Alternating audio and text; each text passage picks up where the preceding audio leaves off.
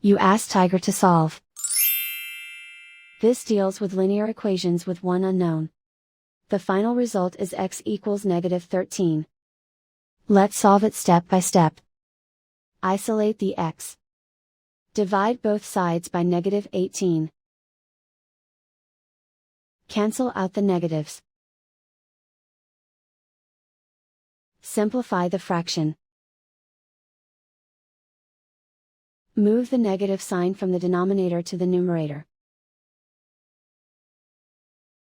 Find the greatest common factor of the numerator and denominator.